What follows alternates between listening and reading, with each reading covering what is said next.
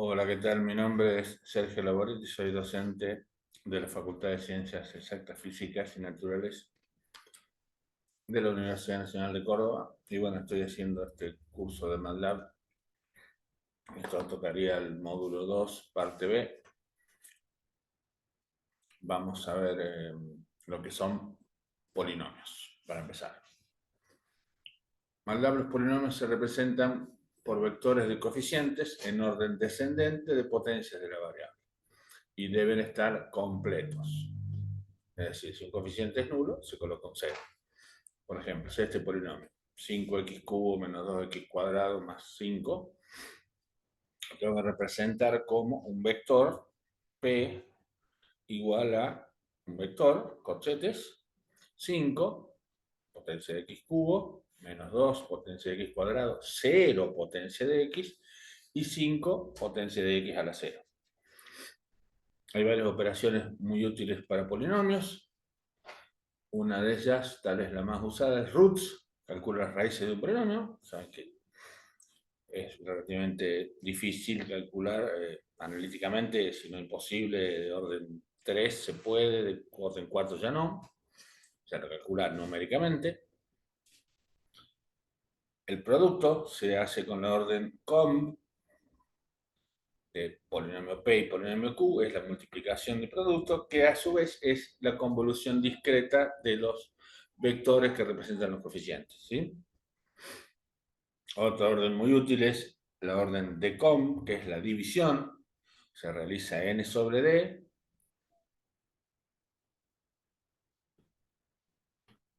Me devuelve el cociente más el resto sobre d.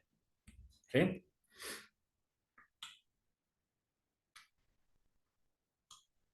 O sea, me devuelve el cociente, me devuelve q y r, que puede eventualmente ser 0 si los polinomios se podrían dividir exactamente. ¿Sí? También calculo la derivada, polider de p, calculo la derivada de un polinomio. Polyint de P integra hacia la integral indefinida de un polinomio. Como sabemos, las integrales polinómicas son fáciles, ¿sí? Siguen la regla de la integral o derivada de x a la n, digamos. Y esta orden sí es muy útil, sobre todo para los que trabajan con transformada de Laplace o transformada inversa de Laplace, o eventualmente en transformada z, y me pide, la orden se llama residue, me pide como parámetro el numerador y el denominador, y me devuelve R los residuos, P los polos, o sea, los ceros del denominador, que no anulan el numerador, y K, que son los términos independientes. O sea, el teorema de Heaviside dice que un polinomio siempre se puede escribir de esta manera, ¿sí? Como la sumatoria de, en este caso, la variable S, que es la variable compleja, S es igual a sigma más j omega, la variable de la transformada de Laplace, ¿sí? Se puede poner como la sumatoria de ciertos valores casos y por S a las potencias y más la sumatoria de los residuos en los polos de orden n en general. ¿Sí? Ya vamos a ver un ejemplo de eso. La marca es muy útil. La orden poli toma como una matriz y me da el polinomio característico de A, que sería el determinante de S por la identidad menos la matriz A. ¿Sí? O sea que los autovalores son las raíces del polinomio característico, obviamente, ¿no? También podemos reconstruir un polinomio a partir de sus raíces. Si yo digo las raíces son un vector R, P me genera un polinomio a partir de las raíces.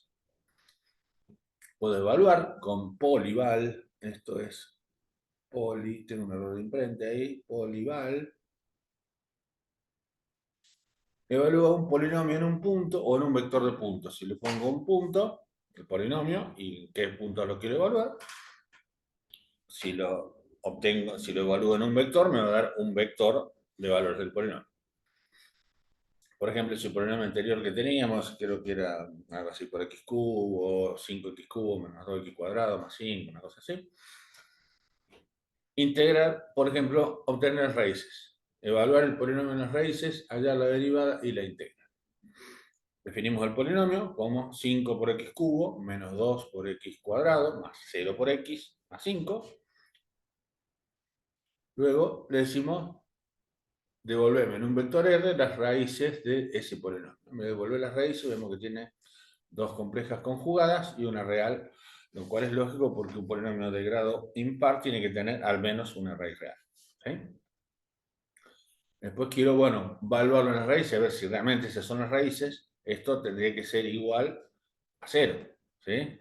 Y bueno, no me da 0 porque es un cálculo numérico, pero me da algo por 10 a la menos 14, o sea, prácticamente 0. ¿Sí? Ahora, para hacer la derivada, le voy a cambiar el formato a racional, eso ya lo vimos. Racional me va a devolver, los números me los va a devolver en forma de fracciones, ¿sí? Recordando que es la forma que los muestra, no la forma que los almacena. ¿Sí? Entonces, digo que hago la derivada, la almaceno en una variable der, polider de p, y en una variable int hago la integral, y me devuelve los vectores del valor de la derivada. Esto sería 15 x cuadrado menos 4, y me devuelve el valor del polinomio integral, que sería 5 cuartos, 0, 1, 2, 3, 4, por x a la cuarta, menos 2 tercios, por x al cubo, más 0 por x cuadrado, más 5x, y el resto son 0. ¿Sí? Y con format vuelve el formato por defecto, que es el format short. Podemos hallar el producto, hallar las raíces del producto y verificarlo mediante la orden poly de roots. Volver a reconstruir el polinomio. Acá la orden com la puedo usar, digamos, secuencialmente, o la puedo usar neidada. O sea, fíjese que hago adentro la convolución, hago la convolución, primero esto, que sería este con este, y después el resultado que me da lo convoluciono con este. ¿Sí? Se podría hacer de otra forma, ¿no? Entonces me da este polinomio que sería el producto de los dos. Saco las raíces, ¿sí? Vemos que tiene dos raíces imaginarias, todas raíces reales, pero una raíz múltiple en menos 1. Obviamente de 0, 0 y se tiene un polo en menos 3, en menos 2 y un polo doble en menos 1. Y luego, bueno, puedo hacerla como reconstruir el polinomio con las raíces, que me da los mismos valores que tenía acá: 1, 7, 17, 17 y 6. Ahora bien, ya saqué el producto ese, ¿sí? Ahora, bueno, lo voy a dividir por ese polinomio, ¿sí? Por otro polinomio, s cuadrado más 3s más 1. Y vamos a ver después que realmente la división sea la correcta. Dijimos que n sobre d era el cociente más el resto sobre d, ¿sí? Entonces podemos volver a sacar, si pasamos d para allá, podemos sacar que el numerador es igual al cociente por d más el resto o remainder, ¿sí? Entonces, ¿qué hago? Bueno, con la orden de com de el producto, o sea, que era ese producto de polinomio que tenía de antes, ¿sí? Que había llamado prod, y ahora este nuevo vector q, donde no definí q acá, tendría que haber definido q igual a, sería 1, 3, 1. Me pasó acá haber definido q. Me va a devolver el cociente y el resto. El cociente me da, estamos hablando en S. Trabajo en S porque seguramente trabajo mucho con transformada de Laplace. ¿Sí? El cociente sería S cuadrado más 4S más 4, y el resto sería S más 2. ¿Sí? O sea que esa división me daría esa división me daría ese cociente y ese resto, y ahora lo voy a comprobar, ¿sí? Haciendo el producto, este producto, y le sumo el resto, ¿sí?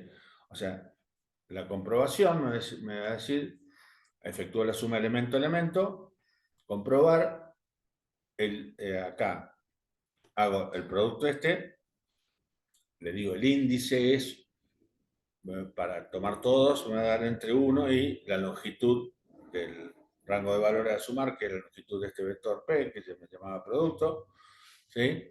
Luego digo, bueno, compró, o sea, la variable compró del índice es igual a comprob de índice más el resto, y me da obviamente el mismo polinomio 1, 17, 1, 7, 17, 17, 6, que eso también. ¿Sí? Esto, bueno, lo paso rápido, yo en la descripción les voy a dejar el PDF con esto escrito para que puedan inclusive copiarlo y pegarlo. Y esto sí, quien ha hecho alguna vez antitransformada de Laplace ha topado con este tipo de problemas. Digamos, hallar la expansión en fracciones parciales de ese cociente. ¿Sí? Defino los valores, numerador, S más 3, numerador, ese mismo que teníamos de antes, 1, 7, 17, 17, 6. Después le digo, bueno, entonces, devolveme, recordando que los valores que devuelve se ponen entre corchetes, devolveme los residuos, los polos y los términos independientes mediante la orden residue y como parámetro el numerador y el denominador en ese orden, ¿sí? Me devuelve los polos acá, ¿sí? Recordamos que tenía un polo en menos 3, un polo en menos 2, un polo en menos 1 y un polo, perdón, y un polo doble en menos 1. Términos independientes no hay porque es una fracción estrictamente propia, ¿sí? Y fíjese, obsérvese que esto está en orden, ¿no es cierto? El residuo primero, este corresponde a este, y me da que el residuo es 0. ¿Por qué el residuo es 0? ¿Sí? El residuo del polo es menos 3. Porque acá se produce una cancelación. Una de las raíces de esto es menos 3. ¿Sí? Y se cancela con este menos 3 que es un 0 acá. Por eso ese residuo me lo devuelve como 0. Esto a propósito para que dé eso. ¿Sí? Entonces, la expansión resulta 1 sobre S más 2, 1 sobre S más 2, menos 1 sobre S más 1, más 1 sobre S más 1 al cuadrado, en ese orden, ¿sí? Primero el residuo en el polo simple y después el residuo en el polo doble, ¿sí? Sería uno de los casos más generales y más raros que se pueden encontrar, digamos. Que haya una cancelación polo 0, que haya un polo de orden 2, ¿sí? O sea, ven que lo resuelve con bastante facilidad, cosa que a mano cuesta bastante, ¿sí? Bueno, también permite calcular numéricamente la derivada y la integral a través de un vector o matriz, porque puede hacer la suma y la diferencia acumulativa, perdón, la suma, la diferencia sucesiva y la acumulación. Si yo digo diff de x, calcula la diferencia entre elementos adyacentes de un vector. Si x es un vector de longitud m, diff de x, que lo almacena en la variable y, me retorna un vector de longitud m menos 1. Hay que tener cuidado con eso. Y los elementos son el segundo menos el primero, el tercero menos el segundo y así. El último menos el penúltimo. ¿Sí? Si es una matriz, opera con la fila, hace lo mismo para cada fila. Y si le digo x, n y la dimensión, me hace la diferencia de orden n, puedo hacer la de 1, pero también puedo hacer la diferencia de orden n, ¿sí? Sobre la dimensión especificada. Entonces, con eso puedo prácticamente estimar la derivada, recordando que si hago h muy chiquito, la derivada de y respecto de x es, en realidad es el límite, pero si h tiende a 0, es y de x más h menos y de x dividido h. ¿Sí? Le puedo aproximar de esa forma, que se llama método de Euler, con h muy chiquito, obviamente. O sea, vamos a calcular la primera y segunda derivada del seno con paso h 0,001, o sea, sería un milésimo, ¿sí? Vamos a dibujarla con distintas líneas y color y con leyenda y título. Le vamos a poner todos los chiches, digamos. Comienzo por definir la variable h, que es el paso de derivación. Luego defino el dominio en el cual lo voy a hacer, que tiene que ser finito, entre menos pi y pi con paso h. Le pongo punto y coma porque si no me van a aparecer un montón de valores en la pantalla que va a pasar. Defino la función, f es seno de x, hace un vector que trae el seno de estos valores separados h entre menos pi y pi. Le digo que y es la derivada, sería la diferencia dividido h. ¿Sí? O sea, si este es de orden, este tiene m, este va a tener m menos 1, y hago la segunda derivada, que es la derivada, la diferencia de la primera derivada, dividido también h, este va a tener m menos 2. El vector, ¿sí? Sería la longitud del vector. Entonces acá le digo, bueno, la orden es complicada, pero yo dibujame x y f, el seno, con línea azul completa, dibujame x de todas las columnas hasta la longitud de y, ¿sí? Y con línea roja de trazos, dibujame x hasta la longitud de 1 hasta la longitud de z, ¿sí? Que va a ser m-2, z con línea de puntos negra y el ancho de línea 2. Haceme la grilla, haceme los ejes entre el x entre menos pi y pi y el eje y entre menos 1,2 y 1,6. Y después digo, haceme la leyenda, función, primera derivada, segunda derivada, y después le pongo el título y fíjese que acá aparece una función rara, que es sprintf. Es una función de conversión de mezclar texto con valores numéricos, ¿sí? O sea, estoy mezclando el texto, derivadas aproximadas con paso hasta ahí, y después viene este que vamos a ver, es un carácter de formato y la variable h. Esto lo vamos a ver en breve, digamos, ¿sí? Esta parte es el formato que quiero que me convierta el valor numérico h y me lo muestra. Esto es muy útil para mezclar texto con números, ¿sí? Bueno, ahora vamos a estudiar un poquito más en profundidad ese printf. O sea, ¿qué hago acá? Fíjense que me aparece derivadas aproximadas con paso y acá me reemplaza h, ¿sí? Tengo la función, que es esta, el seno azul, función. La primera es el seno, la primera derivada es el coseno, sí, y la segunda derivada es menos el seno, ¿sí? O sea que con esa orden sprintf agregué la variable numérica esta al título. También tiene una orden que hace la inversa de la derivada, cum-sum, que este sí tiene el mismo, o sea, suma acumulativa, significa, me hace x de 1, x de 1 más x de 2, x de 2, x de 2 más x de 3, más x de 1, se me va acumulando todos, ¿sí? Que claramente eso, si lo miramos, es una forma de hacer la integral, ¿sí? O sea, haciendo la suma acumulativa, sabemos que la integral, en el sentido de Riemann, es el límite de la suma de Euler. La integral entre a y x de f de z es f de a más el límite de delta z por esa sumatoria, que es lo que hace la orden cum-sum. Simplemente tengo que aproximar la integral h por la suma acumulativa más una constante c, donde h es el paso de integración y c es una constante arbitraria. ¿Sí? Imaginemos sea la función esa x cuadrado menos 3x, cuya integral indefinida es conocida, ¿sí? Y vale eso. También esto lo podría haber hecho con Polyder, pero bueno, lo vamos a hacer acá numéricamente con cum-sum, ¿sí? ¿Está bien? Eso son integrales inmediatas. Lo vamos a integrar por Euler con paso 0,01 y calcular el error entre la aproximación y la solución, porque conocemos la solución, el error máximo absoluto. Entonces defino h 0,01 el paso, defino x entre 0 con paso h y 4, f es x punto, recordando que al elevar un vector a una potencia, tengo que ponerle x al cuadrado, punto al cuadrado para que eleve cada, si no me haría x por x, ¿sí? Menos, acá no hace falta en el producto porque entra la expansión escalar.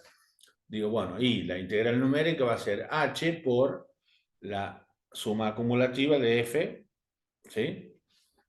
Y acá tengo la integral calculada, o sea, sería la aproximada, y esta sería la calculada, que es 1/3 por x al cubo menos 3 medios por x al cuadrado, la calculada. Defino el error entre ambas, la diferencia, ¿sí? Entre esta y esta, y después dibujo, ¿sí? Plot, saco, esto me va a dar el máximo del valor absoluto del error que cometí, ¿sí? Y acá le pongo legend, función, integral, error, y esa location noroeste significa que ponerme la leyenda en el noroeste, digamos, ¿sí? Norte para arriba, el oeste, o sea que es para que me la ponga, la puedo mover con la mano, pero bueno, para que la ponga directamente acá, con los distintos tipos de líneas, se me aparece la función, ¿sí? Su integral, y el error, que es prácticamente indistinguible de cero. Se puede consultar corriendo esa orden, que no puse el resultado acá, pero es muy chiquito el máximo absoluto. También tiene otros chiches como el gradiente numérico en varias dimensiones de una hipermatriz, con espaciado unitario, ¿sí?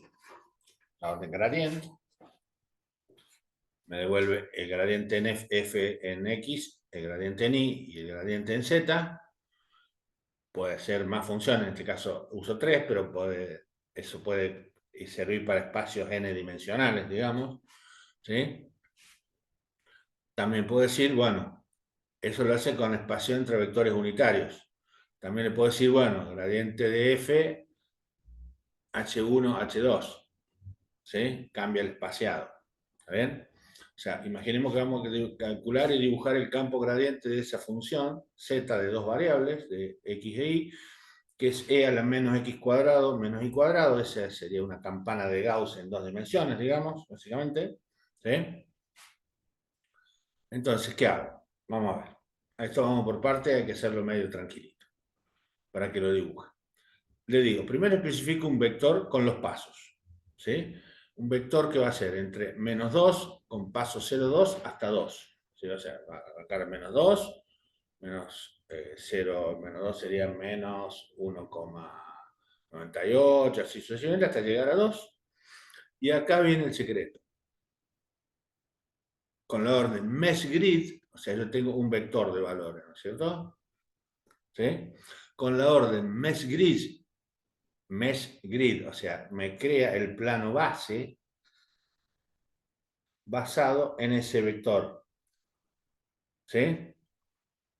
Me devuelve dos vectores, vector X y el vector en Y, digamos, ¿sí? No está muy bonito, o sea, me crea esto básicamente. ¿Sí? Basado, me crea toda esta grilla, bueno, sale el dibujo, basado en ese vector, ¿sí? O sea, que replica ese vector para los dos lados. Después defino que z, la función, es e a la menos x al cuadrado, una función exponencial, menos y al cuadrado, y le digo, devolveme en px y pi el gradiente de z con espaciado entre punto 2 y punto 2, ¿sí? Y luego eso me devuelve el gradiente. Y luego está la función quiver, que muestra el campo gradiente. Le digo, dibujame las flechitas de B, Px y Pi, los dos vectores estos, ¿sí? El gradiente de X y el gradiente de Y, y me muestra el campo de velocidades.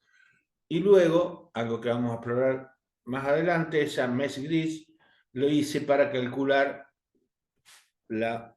hacer la orden surf, que es surface, no es surfear una ola.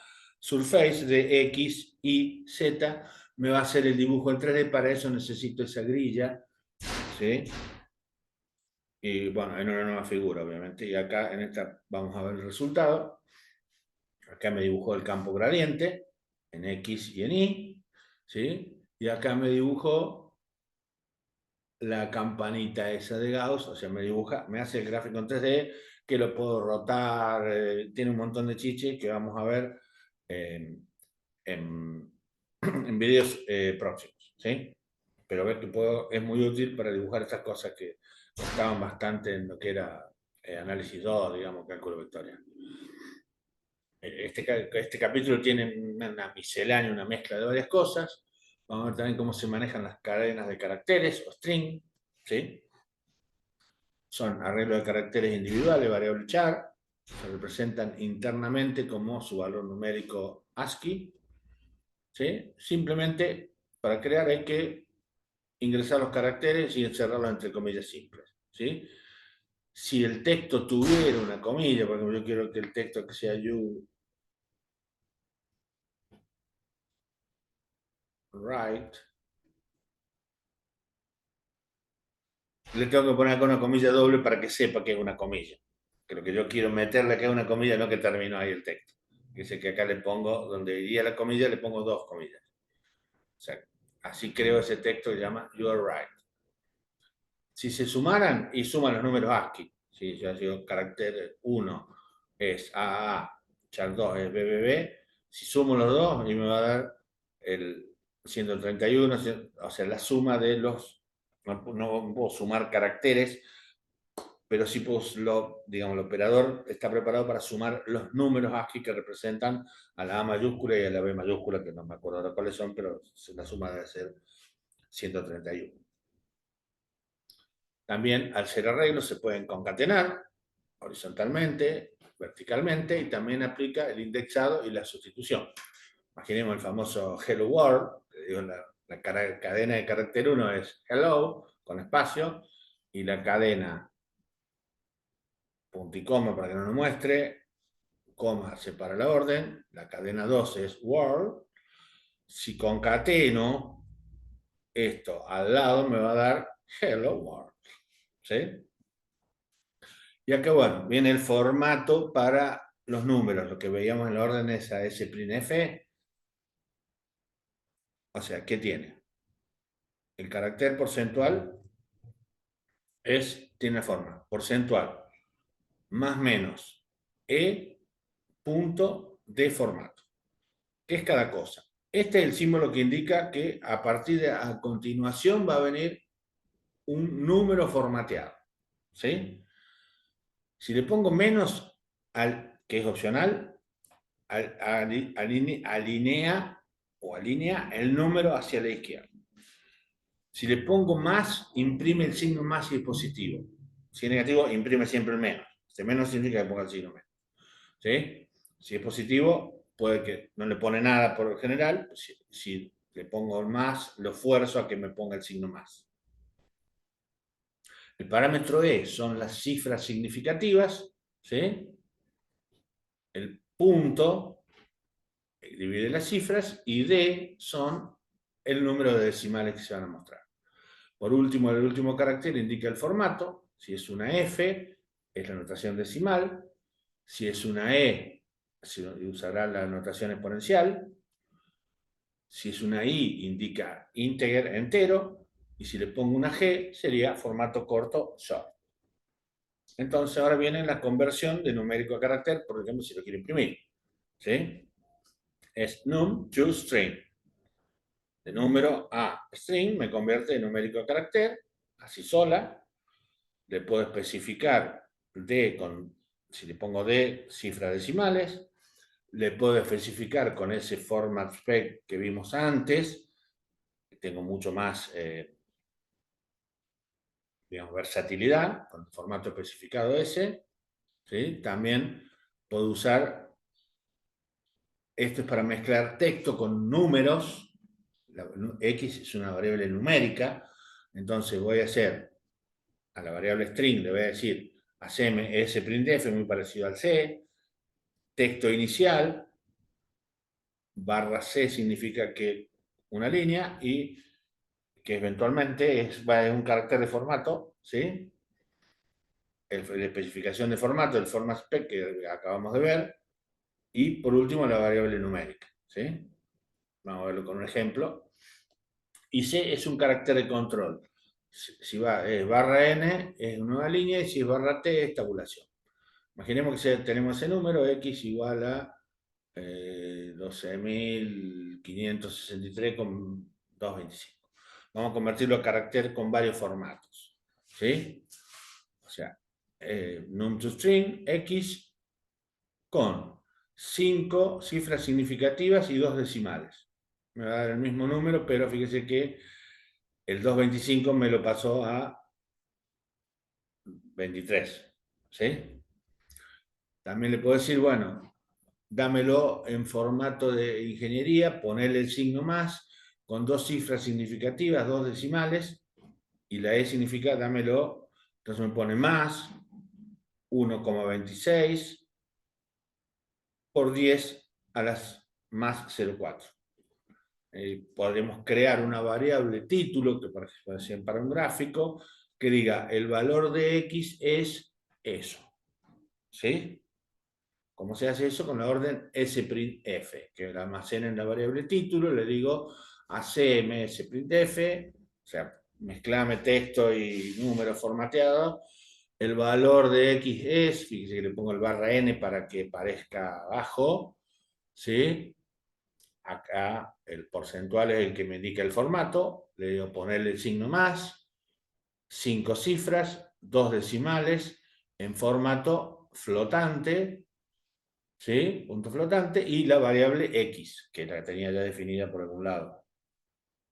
X ya estaba definida acá. X es la variable numérica que la va a convertir en carácter, y fíjese que si yo tipeo título, me va a decir el valor de X es abajo más ta.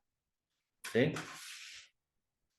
Y bueno, estamos haciendo todo un paneo de todas las funcionalidades que tiene, y vamos a ver la parte misceláneas. O sea, una de las misceláneas es, por ejemplo, el análisis estadístico simple. Tiene funciones que hacen análisis estadístico con datos, ¿sí? Algunas ya lo usamos. Max de X entrega el máximo elemento de un vector, ¿sí? Min de X entrega el mínimo. Mian, la media aritmética. STD, la desviación estándar. Var, la varianza. Y la función is dibuja el histograma de frecuencias dividiendo el rango en n partes. Ya vamos a ver cómo se usa cada una de esas. Vamos a ver con un ejemplo, por ejemplo.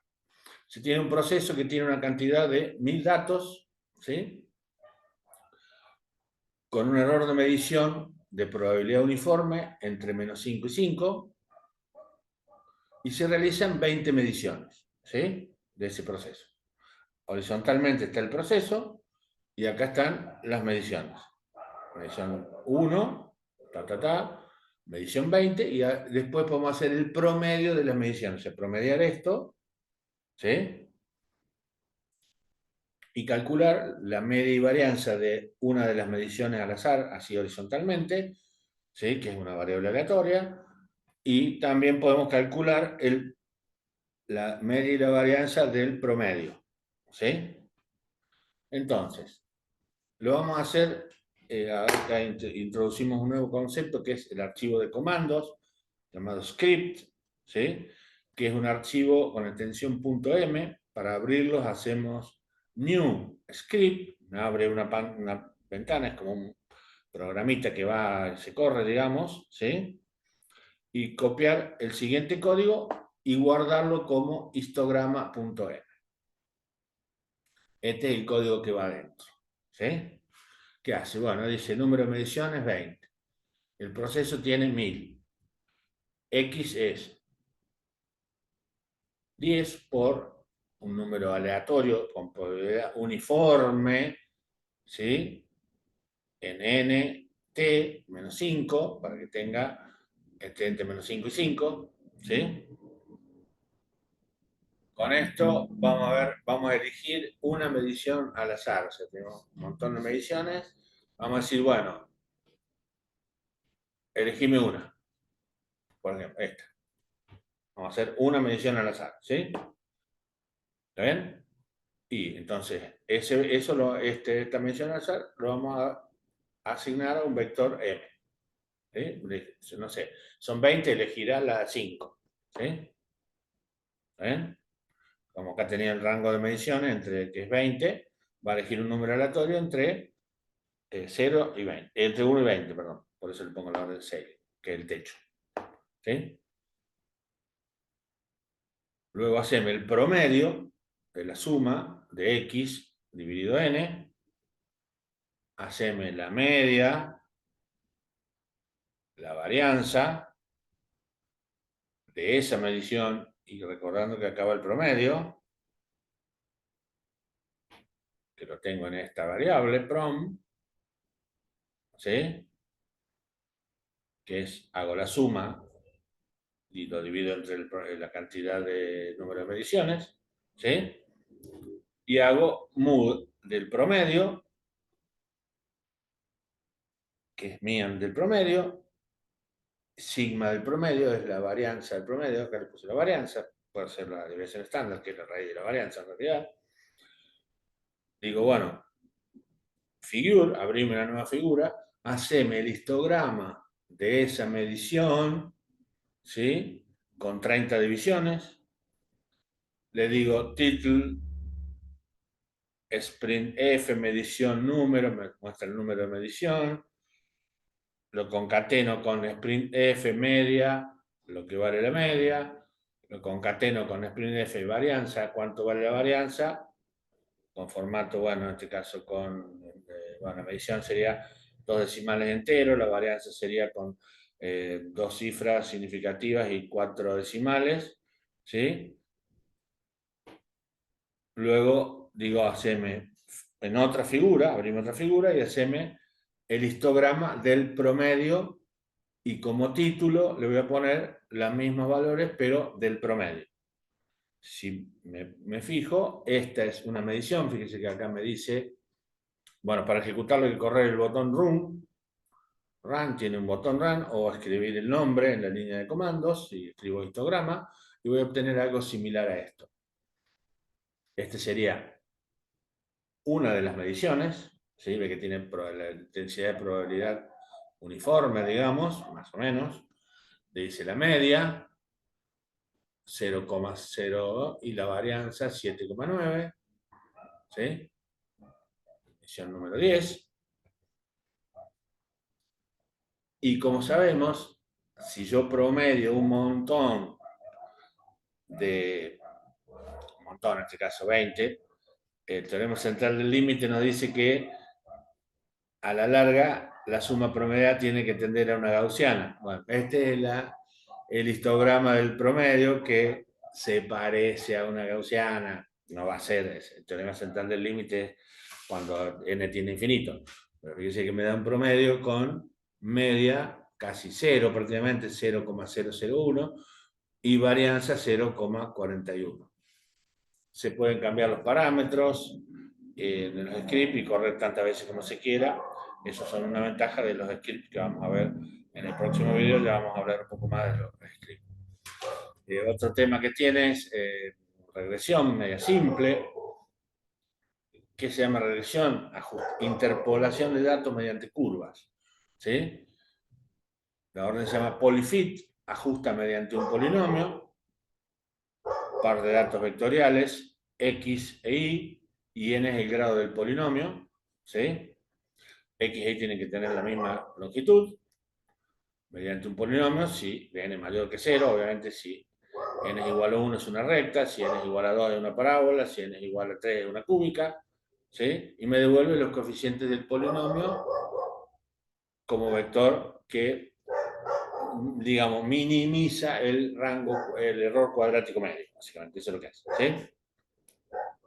Bueno, puedo evaluar ese polinomio, o sea, me va a entregar un polinomio, pero puedo evaluarlo en los de X, entonces ver gráficamente cómo hace la interpolación, ¿sí? Eh, Entonces, imaginemos un proceso continuo que es n por seno de n, ¿sí? De que conocen un conjunto de 10 muestras discretas contaminadas con ruido gaussiano, con media nula y varianza 0,2. Se desea hallar un polinomio tal que interpone a la función original con el menor error medio cuadrático posible. Vamos para ello a crear un script llamado regresión.m y vamos a copiar el siguiente código. ¿Qué hace el código? Close all, cierra todo, clear all, limpia las figuras. El orden del polinomio va a ser 10, 1 es lineal, la varianza del ruido 0,2, los puntos a extraer, pues yo en realidad la función generadora es algo así, pero yo voy a extraer, voy a tener puntos discretos, ¿sí? Que a su vez no van a estar, ya lo vamos a ver en el gráfico, van a estar contaminados con ruido, ¿sí? Luego entonces voy a extraer 10 puntos del total de x. Voy a definir la variable n, que era la base, ¿sí? Como entre 0 a pi es 0 hasta 2pi con paso 0,0, o sea, sería pi sobre 100, o sea, el eje casi continuo, digamos, porque esta variación es muy chiquita. Voy a definir la variable, la función generadora, n por seno de n, ¿sí? Fíjese que antes pongo el producto, te pongo el punto del producto para que lo haga elemento a elemento. Y después voy a decir, bueno, imprimime el proceso, ¿sí? Con línea de trazos, ancho de línea 2, hold on, grid, luego voy a extraer los puntos discretos, ¿sí? De eso voy a extraer 10 puntos, que esa variable se puede cambiar, ¿sí? Entonces digo, extraeme 10 puntos discretos, ¿sí? De 1 hasta longitud de n dividido puntos hasta el final. O sea, de ese valor ya lo vamos a ver en el gráfico. Después hago x. Ahora, los puntos esos de la función van a estar contaminados con ruido, ¿sí? Entonces, x va a ser m por el seno de m más la raíz de sigma, la varianza, por una variable aleatoria normal, por eso pongo rand n, del tamaño de m, los puntos discretos. O sea que a eso le voy a agregar, a esa variable le voy a agregar un ruido, ¿sí? Un ruido gaussiano. Dibujame M y X con puntitos rojos, ancho de línea 2, y haceme el título proceso interpolante y muestra con ruido, como ya vimos la orden de ese primero, ¿sí? Bueno, acá está. Y después, bueno, vamos a ver los ajustes por polinomio. P igual a polyfit de M, son los puntos, X, que es el vector, y el orden del polinomio, ¿sí? Y luego evalúo el polinomio en los puntos continuos, ¿sí? Y dibújame ahora con rojo la función interpolante de orden, lo que sea, ¿sí? Acá, por ejemplo, podemos ver acá, el azul es el proceso, ¿sí? Que es un proceso que no es de media ni varianza constante. Estos, los rojos, círculos rojos, son los puntitos, que fíjense que están contaminados con ruido. Y, por ejemplo, esta sería la regresión de orden 1, o sea, una recta. Vemos que no interpola muy bien, ¿no es cierto? ¿Sí? Por ejemplo, lo podemos hacer con una función interpolante de orden 3. La función interpolante es la azul, la roja, perdón. ¿Sí? Y vemos que con orden 3 y ya interpola más lindo. ¿Sí? O sea, esta es interpolación con polinomios, ¿no es cierto? ¿Sí? Hay otros tipos de interpolación, con gaussianas, con sigmoidales, pero bueno, esta es estadística simple, digamos. Si aumento el orden y me va a ajustar un poco mejor, y si ahí le aumento el orden a 4, fíjese que el proceso subyacente sigue siendo el mismo, fíjese que prácticamente coincide, los puntos están muy cerquita de la línea roja, ¿sí? Entonces eso nos hace pensar que aumentar indefinidamente el orden Pues sí, cuanto más aumento el orden, mejor va a ajustar, pero se puede dar el caso que se llama overfitting. Por ejemplo, si le hago con orden 7, vemos que interpola muy bien en el intervalo, ¿sí? Lo vemos que interpola muy bien, pero si quiero predecir dato futuro, me salgo del intervalo, fíjese que esta se va para allá y esta se va para el otro lado.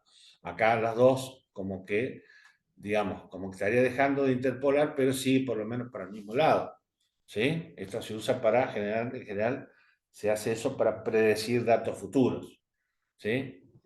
Bueno, con esto hemos terminado este cuarto video, digamos. Espero que les guste, espero que les sirva. Y bueno, nos estaremos viendo en próximos videos. Yo me despido. Chau, chau.